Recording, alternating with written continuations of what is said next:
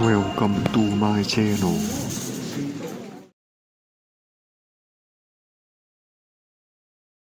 Prove your loyalty. That's what my sister Alina said.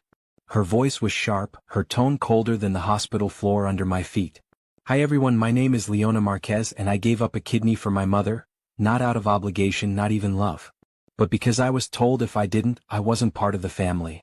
For years I've been the lesser daughter. Alina was the golden one, straight A's, real estate empire, diamond-studded lifestyle. I ran a modest flower shop and took care of our mom when she had early signs of kidney failure. So when Alina barged into my apartment last month with that fake concern and said, "Do this for mom, or you'll regret it," I said yes. Not because I trusted her, but because I needed to know how far they'd go. The surgery happened. I woke up sore, stitched, alone. No flowers. No calls. Just a nurse changing my four.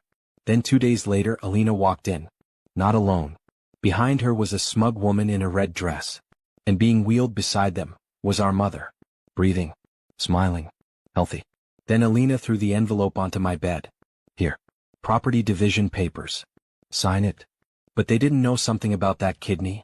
Alina sat in the hospital chair, legs crossed, sunglasses still on indoors, like this was just another boardroom she owned. "This simplifies everything," she said. "We're moving mom in with me.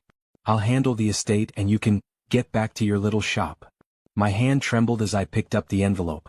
Inside, a cold legal breakdown. Our childhood home, hers. The land in Santa Fe, hers. Even the antique piano my grandmother left me? Gone. I looked at my mother. She just smiled faintly, eyes avoiding mine. "Is this what loyalty gets me?" I asked softly. Alina smirked. "Loyalty gets you peace. No more expectations." She didn't know what I had done. I donated my kidney, but not to her. Not to mom. They'd scheduled her transplant for March. Mine was removed 3 weeks ago, for a completely different recipient. A child in Arizona. I'd forged her name to the paperwork just enough to fool the family, not the doctors. The real transplant never happened. Mom's healthy? Good. But not from me. And the real paperwork was in my lawyer's hands. Because Alina had just tried to force a fraudulent property transfer using a medical lie. And I had the proof. I smiled gently. "I'll sign this tomorrow? Because tonight the trap closes." That night I sat at my kitchen table, the documents spread before me like broken glass. My lawyer had sent a notarized affidavit, medical confirmation, and the signed statement from the transplant registry. Everything in airtight order. It wasn't about revenge. Not exactly. It was about making sure they could never do this to anyone else. The next morning I showed up at the notary's office. The same place Alina had scheduled the signing, 15 minutes early. She was already there, in a red dress that screamed power. Mom sat beside her, looking exhausted. "Let's make this quick," Alina said, not even looking up. I laid my folder down without a word. The notary opened it and frowned. "This isn't the same transfer file." Alina's eyes shot up. I met them calm. "That's the legal record of what really happened. Including the forged signatures your assistant submitted, while I was under general anesthesia." Her voice caught. "You're bluffing." "Then why," I said softly, "did the DA call me this morning?" Mom looked up sharply. "The DA? You lied to the family. You used my supposed surgery to manipulate a transfer. That's financial fraud, Mom. And coercion, Alina." The notary stood. "We'll need to pause this meeting." But I wasn't done. Because I had one more surprise waiting outside. I stepped outside the notary's office, letting the door swing shut behind me. Waiting at the curb was Elena, the nurse who had been on duty the night of my surgery. She looked nervous but determined. Alina's voice rose behind me. "Who is that?" I turned to face them. "That's the person who witnessed the surgical swap you orchestrated." Mom's expression broke first, her face pale, her lips trembling. "You think this is a game?" I asked. "You drugged me, got me on a table, and never planned for a transplant. Just the paperwork. You needed the illusion of sacrifice so you could take the apartment. You used my kidney as a decoy."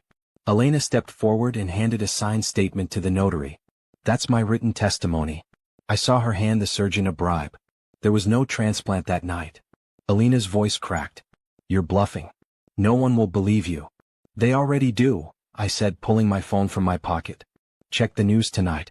Prosecutors are already reviewing the case. And by the way, I stepped closer, my voice low. You should have read the hospital record more carefully. I never donated my kidney. I watched realization dawn in her eyes. But I wasn't finished. Because the documents Mom signed weren't what she thought they were. Mom slammed her hand on the table. You're lying. I pulled out a crisp document from my coat pocket and slid it toward her. You really think I'd sign away a kidney without reading the papers? She blinked at the header, Property Reclamation and Medical Consent Nullification.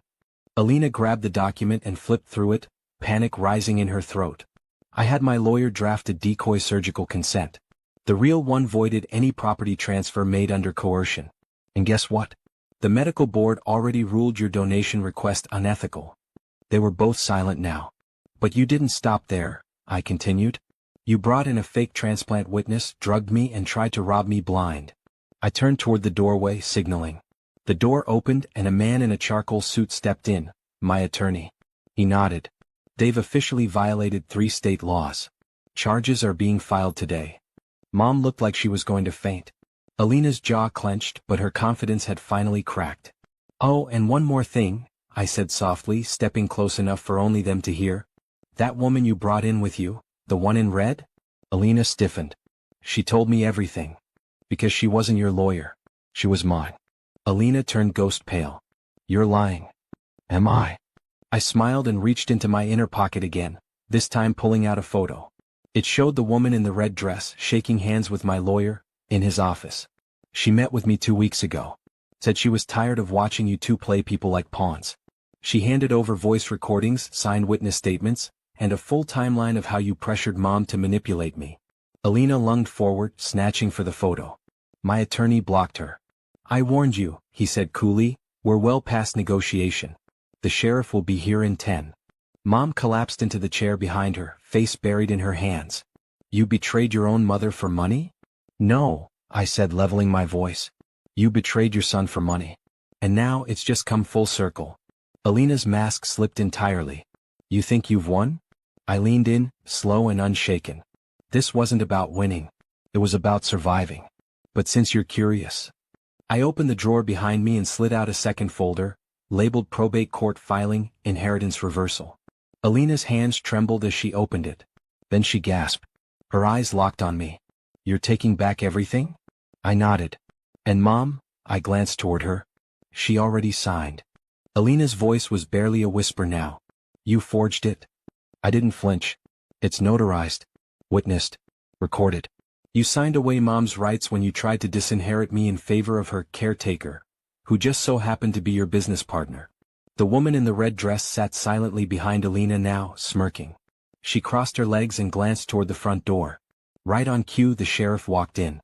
2 officers flanked him. Alina stood up, trembling. You're arresting me? No, I said calmly. They're here to deliver a court injunction. You can't sell any of Mom's properties, touch her bank accounts, or leave the state. Mom looked up at me, eyes wide and wet. I didn't know, son. I didn't know what she was doing. I knelt beside her, voice steady. Maybe not at first. But when you threw those papers at me in the hospital, you knew. She didn't argue. Alina bolted for the door. The sheriff stopped her with a gentle but firm arm. Ma'am, you'll need to stay. My attorney handed the officers a folder. Here's the list of fraudulent transfers and coercion claims. Alina's face drained of color. The sheriff looked at her and said, Ma'am, you may want to sit down. Because this is just the beginning. And behind him, someone else stepped through the door. It was our uncle. The one Alina told everyone had passed away in Spain. He stepped into the room with a slow, deliberate calm, face aged but sharp, holding a cane in one hand and a thick brown envelope in the other. Hello, Alina, he said. Surprised to see me? Alina gasped. You're supposed to be dead? He finished for her. No. You sent those fake condolences so you could claim your share of my inheritance early. I've been watching. Quietly. He handed the envelope to the sheriff. Inside you'll find a notarized affidavit, financial statements, and a full copy of her conversations with my accountant. She used my illness to funnel assets through offshore accounts under Mom's name. The red dress woman was already backing away toward the door, but my assistant stepped in, blocking her path. She was done too. Alina collapsed onto the couch, sobbing. I didn't mean for it to go this far. I looked at her, my sister, my betrayer, and said quietly, You chose this. And now you'll live it. Mom reached for my hand, her eyes clearer now. You were always the one who loved without demanding. I see that now. I didn't reply. Justice didn't need a speech. It just needed to land.